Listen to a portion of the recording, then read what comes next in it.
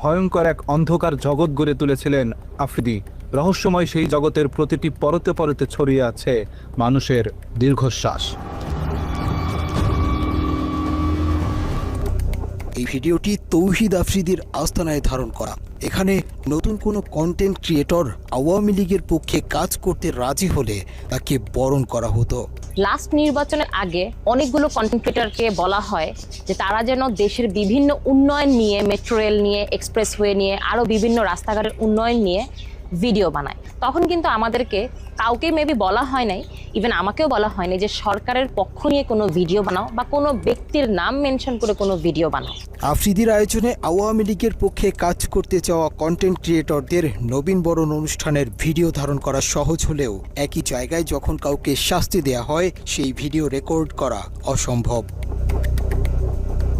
তৌহিদ আফ্রিদির নির্মম নির্যাতনের শিকার ব্লগারদের মধ্যে সবচেয়ে বেশি নির্যাতিত হয়েছেন সায়েম। তুচ্ছ ঘটনাকে কেন্দ্র করে সায়েমকে প্রধানমন্ত্রী কার্যালয়ের পাশে ইসিবি চত্বরের একটি ভবনে নিয়ে নির্মম নির্যাতন করা হয়। আজকে ওঠার মতো তথ্য হলো নির্যাতনের সময় আফ্রিদির সাথে একজন ব্রিগেডিয়ার জেনারেল সহ আরও ঊর্ধ্বতন অনেকে উপস্থিত ছিলেন। ও এখানে পায়ের উপর পা তুলে বসে হচ্ছে একটা বেনসন সিগারেট চাইলো, সিগারেট ধরায়া বলতেছে ভাই এবার বিচার করেন। তো ওইখানে ব্রিগেডিয়ার জেনারেল কবির থেকে স্টার্ট করে কয়েকজন ছিলেন এবং ওখানে বলতেছিলেন যে বাকি এটা হচ্ছে ইসিবি চত্বরের ওয়াসি টাওয়ার। মানে বেধড়ক মারধর স্টার্ট করে আফ্রিদি নিজে।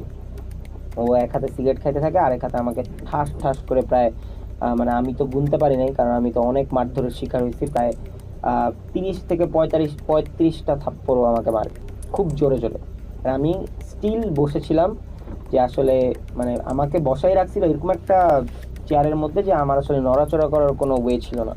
অ্যান্ড তখনই বুঝতেছিলাম যে এই পুরো অফিসটা আসলে ওর আন্ডারেই চলে, কারণ যেখানে বসে ও সিগারেট খাচ্ছে, মেজরের সামনেও সিগারেট খাচ্ছে, পরিচয় দিচ্ছে ব্রিগেডিয়ার কবির, সেখানে প্রাইম মিনিস্টারের সাথে ছবি।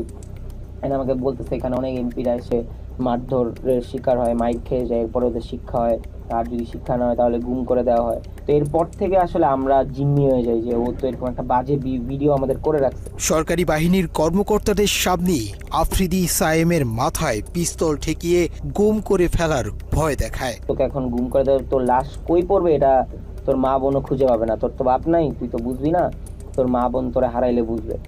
তুই যাই হবে তোর সাথে এটা তুই সহ্য করে নিস। ওর বাবার আর্মসের বিজনেস 2009-10 থেকে, মানে এইভাবে আমাদেরকে বলে অনেক ভয় দেখাইতো। তো ওইখানে ও নিজে পিস্তল নিয়ে যায়, আমাদেরকে পিস্তল দেখাইতে যায়। আমাদের অনুসন্ধানে আফ্রিদির নির্মম নির্যাতনের প্রত্যক্ষদর্শী আরেকজনকে পেয়েছে, যিনি দুঃখ সহ সেই দিনগুলোর ভয়াবহতা তুলে ধরেছেন। কোনো না কোনোভাবে একটা ভিডিও করবে, উল্টাপাল্টা কোনো একটা ভিডিও করবে, ধরেন ওটাও যদি মানে এনাফ এভিডেন্স না হয় এটা ব্ল্যাকমেলের ক্ষেত্রে, তখন ও কী করবে, একটা মেয়ে দিয়ে, কারণ ওই জিনিসটা তো ভাই মানুষের সমাজে কলঙ্কিতভাবে মানুষ দেখে বা ওরা খারাপ চোখে দেখবে। সো ওই রকম কোনো না কোনোভাবে ওই মানুষটার অপদস্থ করার জন্য ওইরকমভাবে ওরে ডাউনফলে আনানোর পর দেন ওই মানুষটা তো জানে না, ওই মানুষটা জানে সে এনজয় করছে, পার্টি করছে। দেন কোনো দিন যদি ওই মানুষটা ওর কথার বিপরীতে যায়, তখন ওরে পিছন থেকে ঘাড় মটকা ধরার জন্য ওর ওই ভিডিও, ওর ওই সব জিনিস দিয়ে ও মানুষের ট্র্যাপ করে থাকে। জুলাই আন্দোলনেও আফ্রিদি দেশের জনপ্রিয় সব কন্টেন্ট ক্রিয়েটরদেরকে হুমকি দিয়ে সরকারের পক্ষে কাজে লাগানোর সব রকমের অপচেষ্টা চালিয়েছেন। ও সব ইনফ্লুয়েন্সারদের লিড দেওয়ার চেষ্টা করছে কেমনে, গভর্নমেন্টের পক্ষে ভিডিও বানাতে হবে, গভর্নমেন্টের পক্ষে ভিডিও বানাইলে তোমাদের মানে ফিউচার ব্যাকআপ আমরা দিব। এইভাবে ও মানুষ সব মানে ম্যাক্সিমাম ক্রিয়েটররে ওইভাবে মানে টাকার লোভ দিছে, যারা টাকার লোভে গেছে ভিডিও করছে তারা অনেকভাবে অপদস্থ হয়েছে। আফ্রিদির বিরুদ্ধে বেশ কয়েকজন ভুক্তভোগী নারীকে বিয়ের প্রলোভন দেখিয়ে শারীরিক সম্পর্ক করার অভিযোগ পাওয়া গিয়েছে। তাদের মধ্যে একজন এই নারী। আমি সোশ্যাল মিডিয়াতে বিভিন্ন রকমের কন্টেন্ট বানিয়ে থাকি। নাম প্রকাশে অনিচ্ছুক ওই নারীর অভিযোগ, দীর্ঘদিন তার সাথে শারীরিক সম্পর্কের পর হঠাৎ করেই আফ্রিদি তাকে ছুঁড়ে ফেলে। তৌহিদের সাথে আমার একটা বন্ধুর মাধ্যমে যোগাযোগ হয়, তো ও আমাকে বিভিন্ন রকমের সহায়তার হেল্পেরই দেখায়, যে আমাকে আশ্বাস দেয় যে আমাকে কন্টেন্ট ক্রিয়েট করতেও আমাকে হেল্প করবে।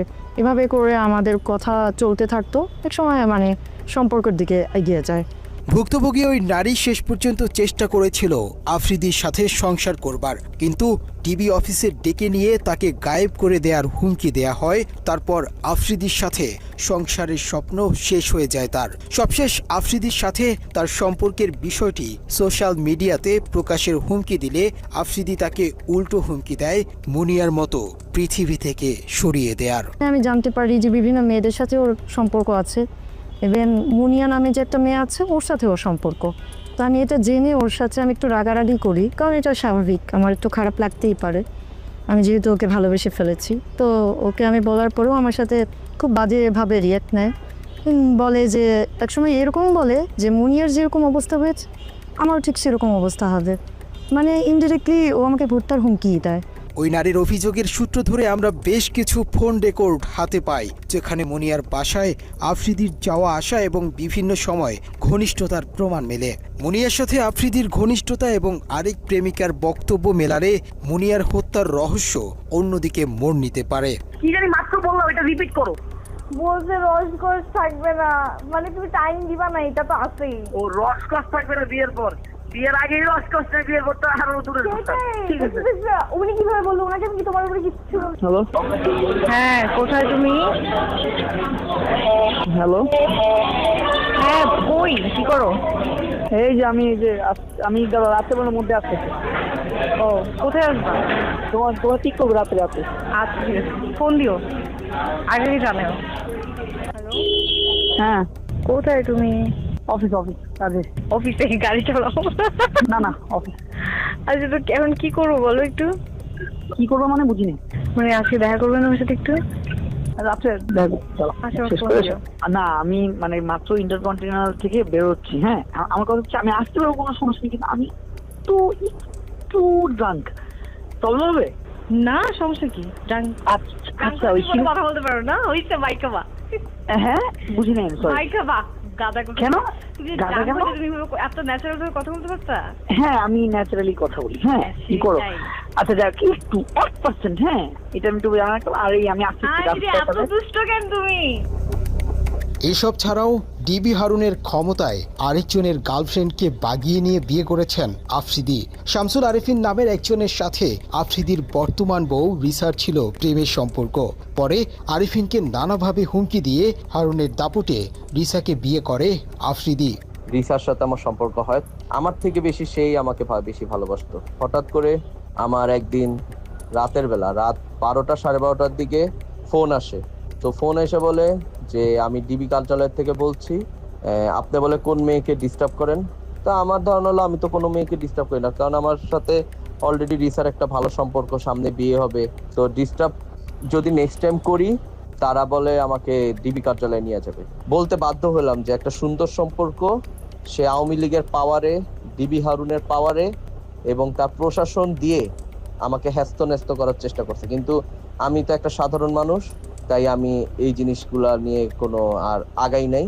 ইভেন আমি এটাও শুনছি যে তহিদ আফ্রিদির সাথে যখন রিলেশনশিপ হয়, তারপরে মুনিয়ার সাথে, বসুন্ধরার যে মুনিয়ার সাথে তহিদ আফ্রিদির একটা রেকর্ড ফাঁস হয়েছিল।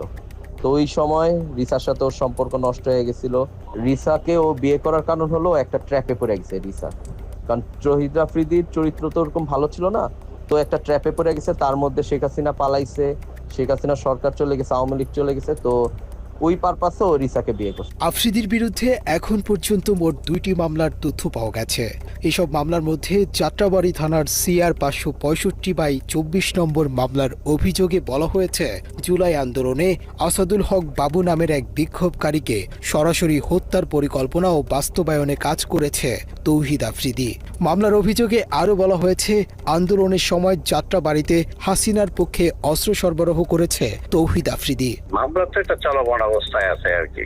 আমরা এটা তো মানে এখনো আমরা ইনভেস্টিগেশনে আছে, এই পর্যায়ে আছে। একই সাথে বাড্ডা থানায় আফ্রিদির নামে আরও একটি হত্যা চেষ্টা মামলা রয়েছে। মামলার বাদী জুলাই আন্দোলনে আহত মোহাম্মদ দুর্জয় আহমেদ আফ্রিদিকে 46 নম্বর আসামি করে এজাহারে উল্লেখ করেন 2024 সালের 20 জুলাই মধ্যবাড্ডা ইউলুপ এর নিচে অবৈধ অস্ত্র দিয়ে আন্দোলনকারীদের ওপর এলোপাথারি গুলি চালায় আফ্রিদি, যার একটি গুলি লাগে জুলাই যোদ্ধা দুর্জয়ের বাম চোখে।